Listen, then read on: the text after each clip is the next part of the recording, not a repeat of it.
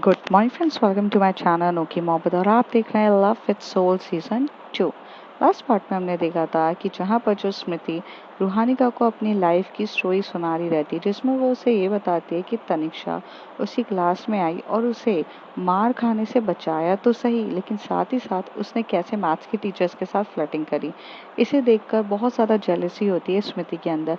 स्मृति जब कैंटीन में जाती है तो वो प्रफुल्ल और जो हमारी पारुल रहती है, उन दोनों को इस तरीके से फ्लर्ट करते हुए देखकर, एक दूसरे के साथ मस्ती मजाक करते हुए, इसे बहुत अच्छा लग रहा था। उसी टाइम पे आरुष आ जाता है और आरुष भी उसके लिए आइसक्रीम लेकर आता है।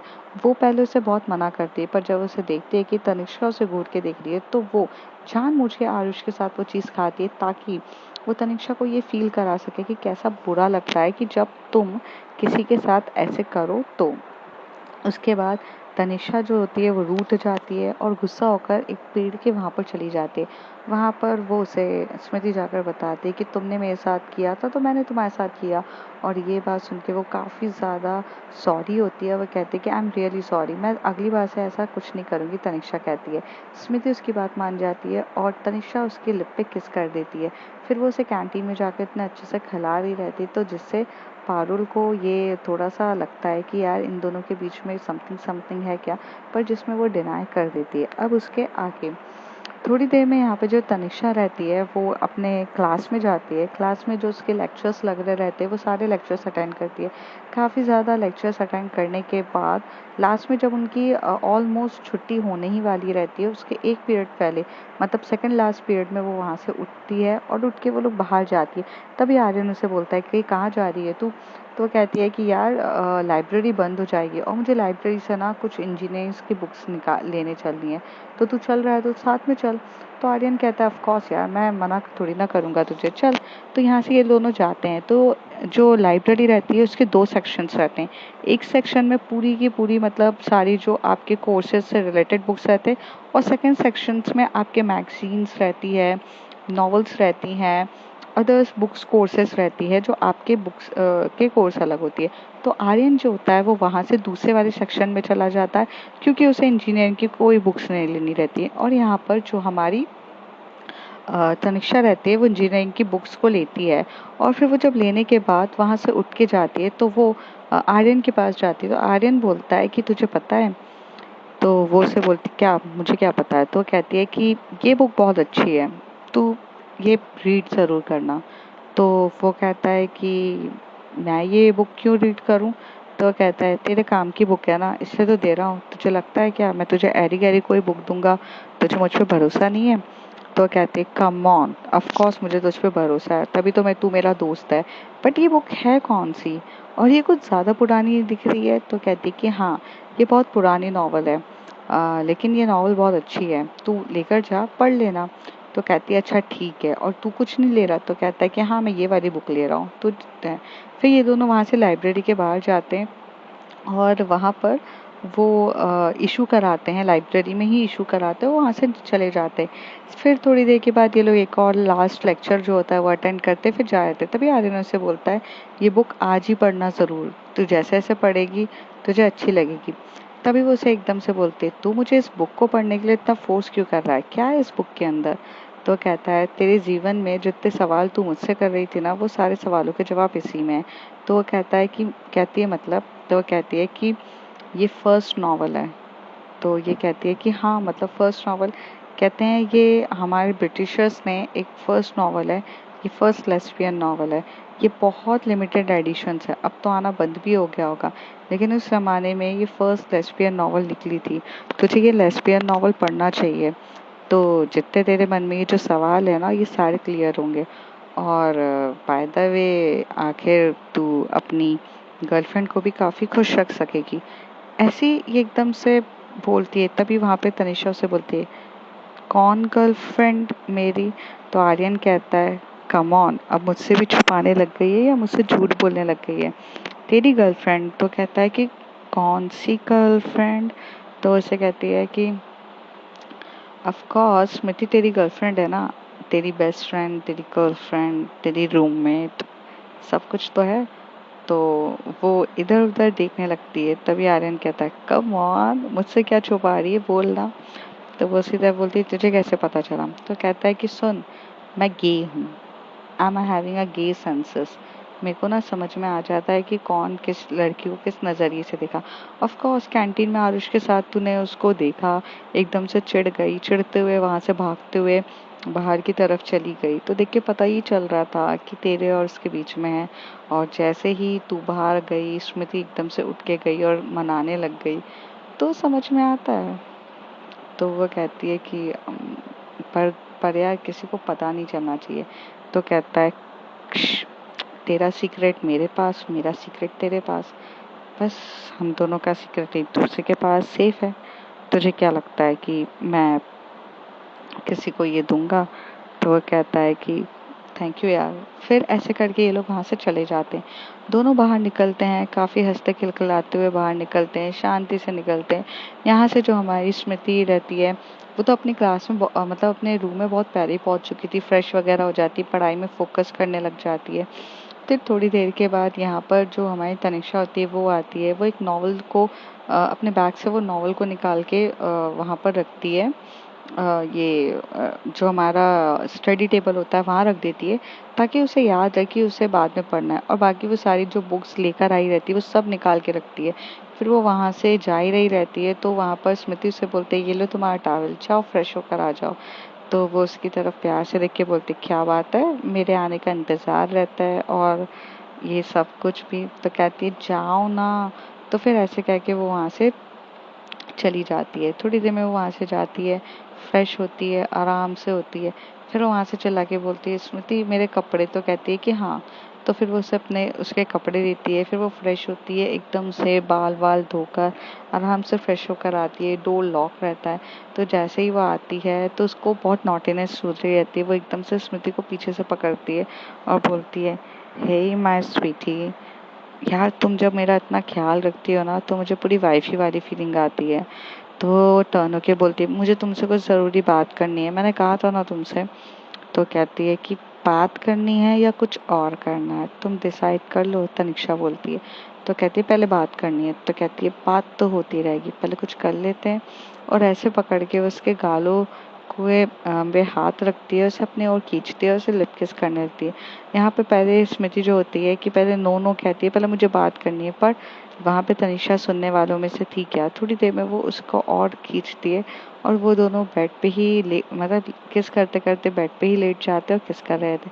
थोड़ी देर बाद किस करने से दूर होने के बाद स्मृति बोलती है मुझे कुछ बात करनी है। तो तनिषा बोलती है अच्छा करो, तुम मानोगी तो है नहीं, बताओ क्या बात करनी है तुम्हें। तो वो कहती है कि वो तुम ना मेरे को ना ऐसे लिप किस मत किया करो।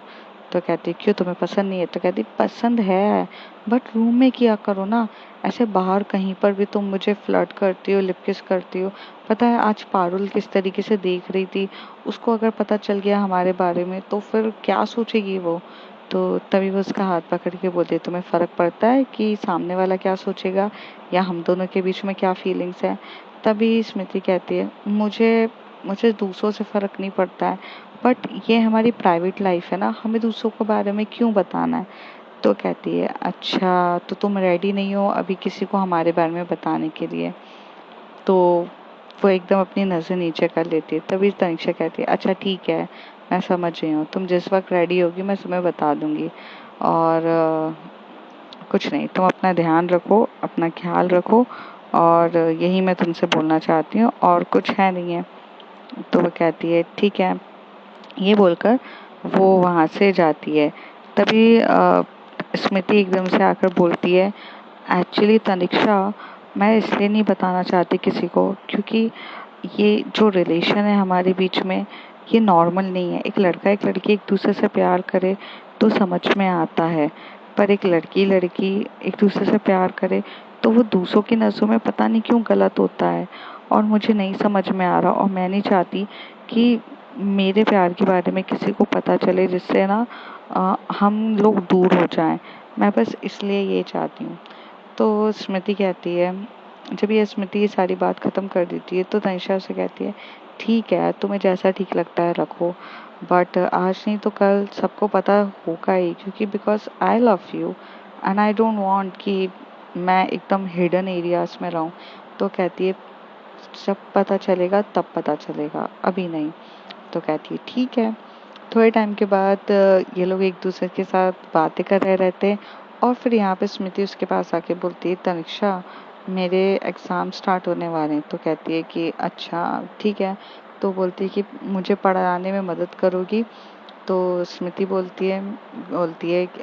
की ये बात सुन के वो उसे बोलती है कि ज़रूर, क्यों नहीं। तो फिर यहाँ से वो उसको पढ़ाने लगती है और इस तरीके से वो उसकी पढ़ाई का स्टार्ट कर देती है। दोनों एक दूसरे के साथ जो स्टडी टेबल्स होते हैं दोनों बैठे रहते हैं। यहाँ पे तनिषा उसको थोड़ा सा डांटती भी है, स्मृति उसकी बात को हैंडल भी करती है और दोनों इसी तरीके से 2-3 घंटे बीत जाते हैं। फिर शाम का टाइम होता है, ये लोग थोड़े बाहर की तरफ जाते हैं, थोड़ा बहुत घूमते फिरते हैं। तो वहाँ पर ना जो हमारी स्मृति रहती है वो देखती है कि वहाँ पर ना कुछ बॉयज़ हैं, वो क्रिकेट खेल रहे हैं। तो वो उसे बोलती है कि यार एक टाइम था जहाँ हम भी कितना एक दूसरे के साथ खेलते थे। तो वो कहती क्रिकेट, हमने कब क्रिकेट खेला एक दूसरे के साथ? तो कहती क्रिकेट नहीं, फुटबॉल या वॉलीबॉल, वो मुझे बहुत पसंद था, बट यहाँ आने के बाद तो हमने तो वो खेलना ही बंद कर दिया। तो वो कहती है ऐसा कुछ नहीं है, चलो इधर आओ। तो उसका हाथ पकड़ती है। फिर कैंपस का जो दूसरा वाला साइड होता है वो उस साइड जाती है। तो वहाँ पर ना कुछ लोग फुटबॉल खेल रहे रहते। तो स्मृति उसे बोलती है कि यहाँ क्यों लाई हो? तो कहती क्योंकि हम भी फुटबॉल खेलने वाले हैं। और ऐसे कह के तनिषा स्मृति का हाथ पकड़ती है, ये दोनों फुटबॉल खेलने लग जाते हैं। फुटबॉल में एक साइड तो बॉयज़ रहते हैं और वो बॉयज़ को ही बोलती है कि हमें भी खिलाओ, पर वो लोग पहले मना कर देते हैं। तो वो बोलती है कि ये बॉयज़ का है। तो तभी वहाँ पर कुछ गर्ल्स और आ जाती हैं उनको सपोर्ट करने के लिए। तो कहती है यार हमें भी खेलना है। तो फिर एक बॉयज़ की टीम और गर्ल्स की टीम हो जाती है। फिर इस तरीके से वो लोग गेम खेल रहे थे और कभी गर्ल्स जीतती है, कभी बॉयज़ जीतती है। लेकिन जब टाई हो जाता है तो बारिश एकदम से होने लग जाती है। एकदम से बिन मौसम बरसात हो जाती है। जैसे एकदम से बारिश होती है तो ये एकदम से भीगने लगती है। जैसी जो स्मृति रहती है, जब वो भीगने लगती है तो उसकी जो टी शर्ट रहती है वो फिर से उसकी बॉडी को चिपकने लग जाती है। और उसके अंदर की जो इनर रहती है वो ब्लैक कलर की रहती है और उसका ऊपर का जो शर्ट रहता है वो वाइट कलर का रहता है।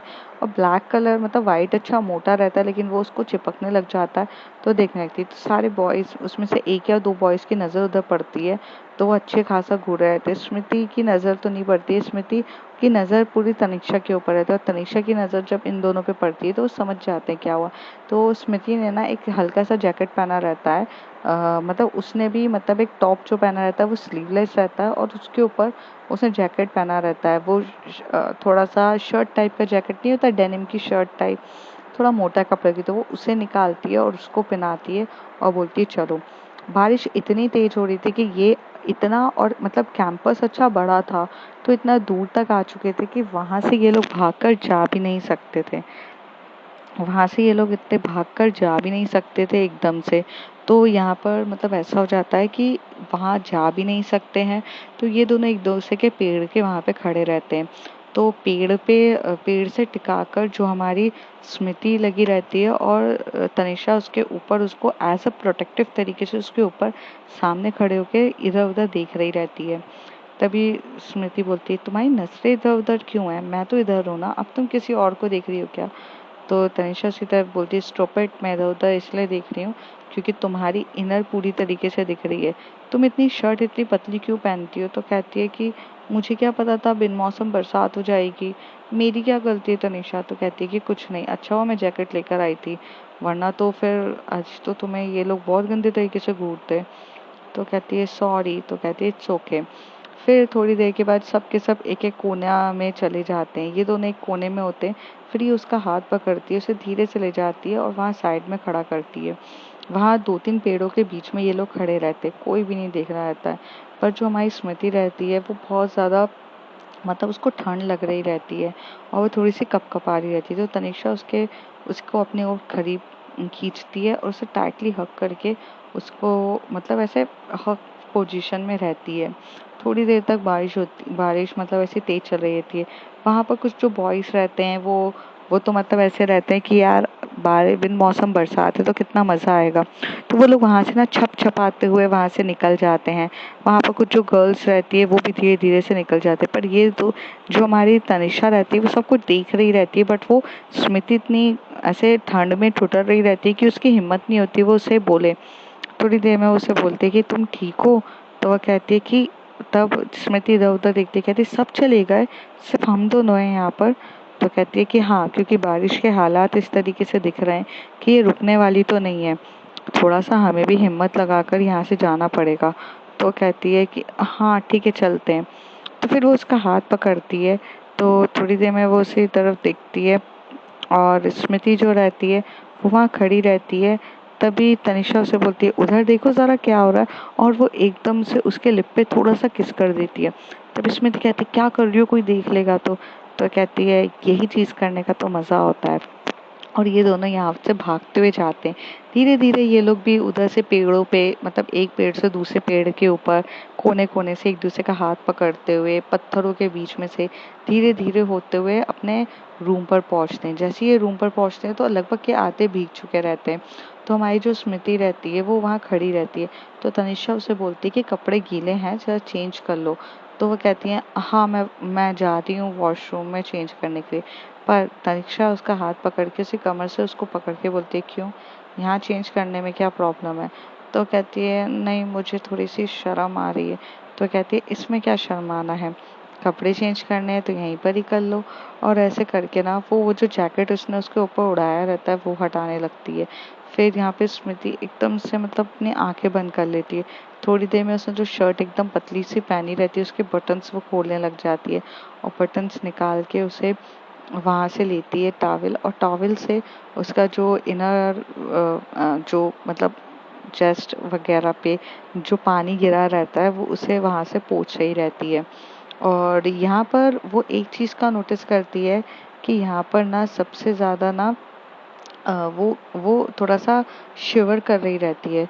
तो ना इधर देखती है ना उधर देखती है तनिषा, उसके लिप को अपने लिप पे रखती है, उसे बहुत टाइटली किस कर रही रहती है।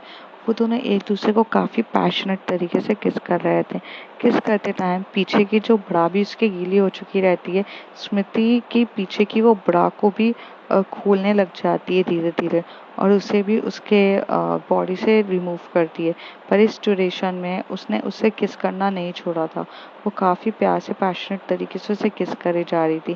धीरे से वो किस करते करते उसका जो नीचे हाथ जाता है वो उसके जो उसने जो जीन्स पहनी रहती है उसके बटन का वो हुक ओपन करती है और उसकी जिप को नीचे करती है, और धीरे धीरे उसकी पैंट पैंट को रिमूव करने की कोशिश करती है।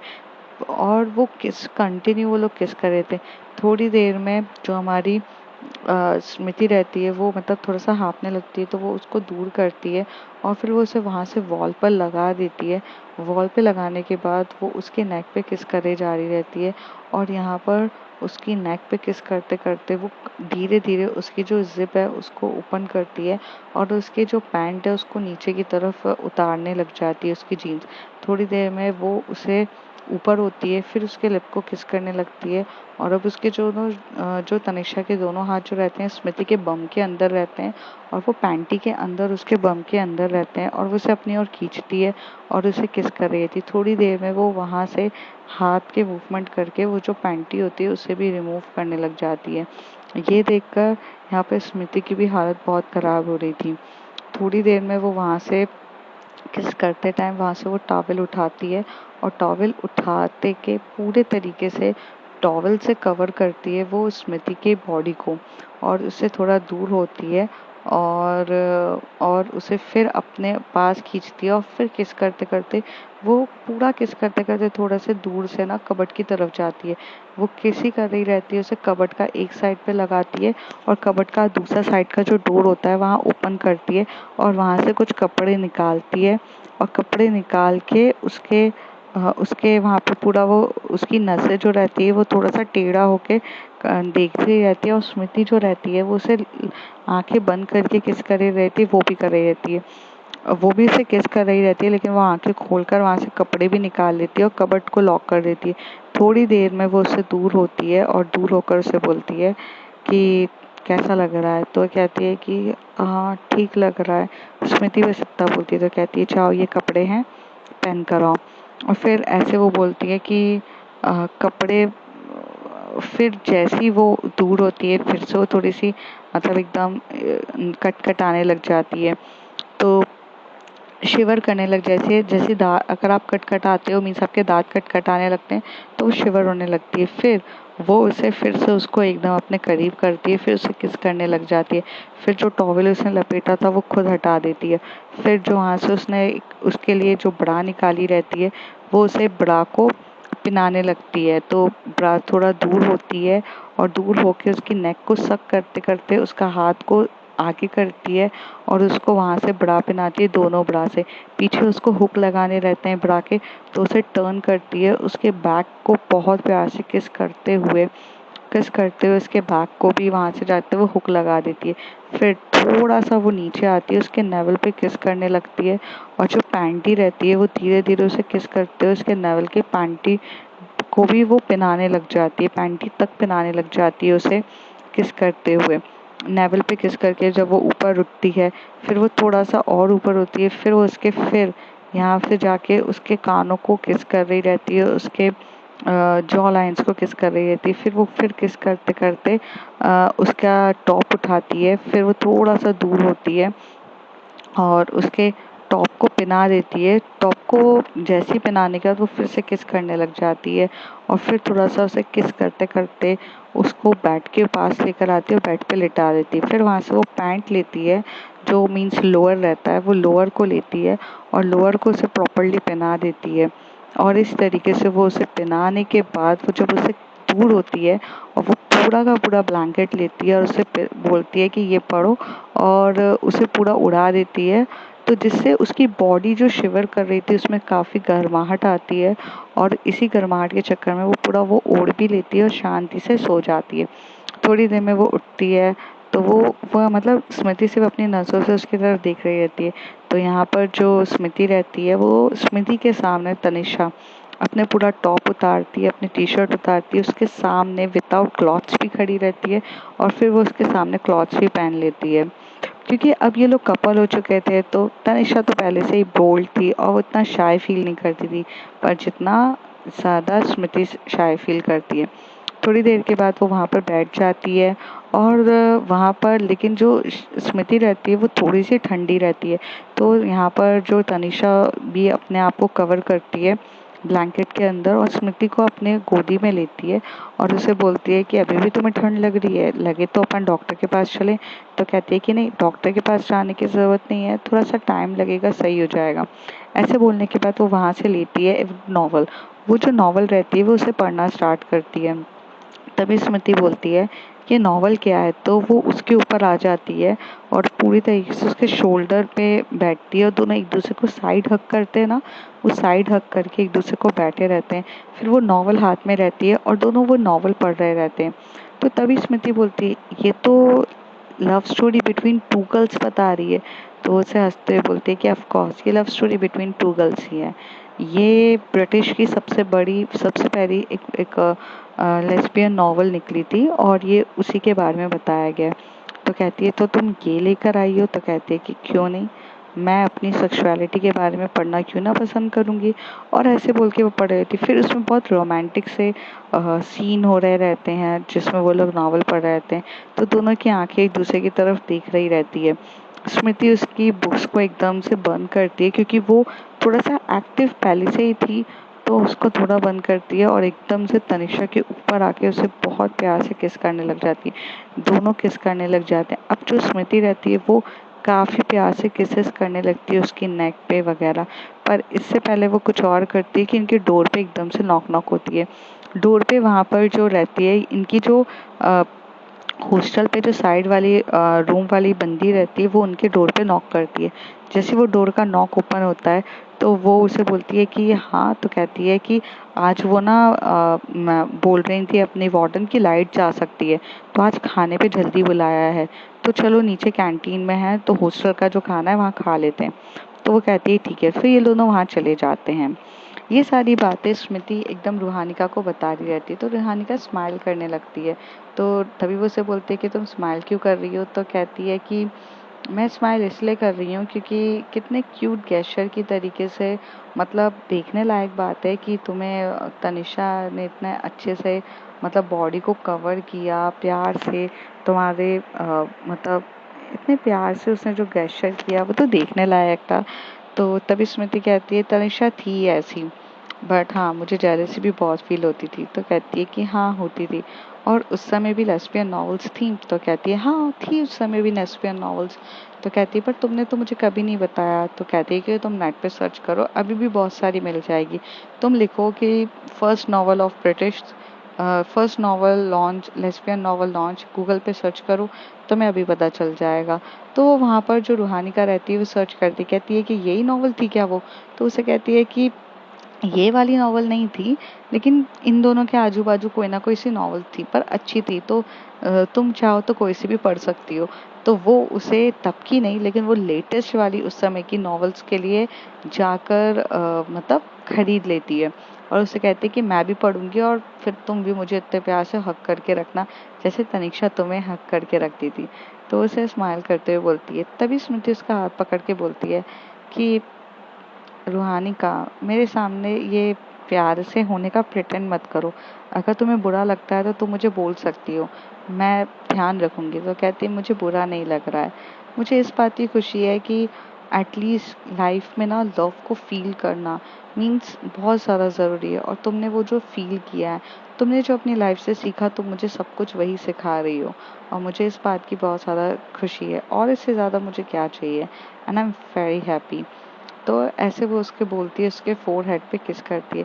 रूहानी का कि ये बात सुन के स्मृति को बहुत प्यार आता है और वो उसे उसी वक्त लिप किस करती है। और जो फीलिंग्स जो तनिषा ने उसे दी थी वही वो फीलिंग्स उसे देती है।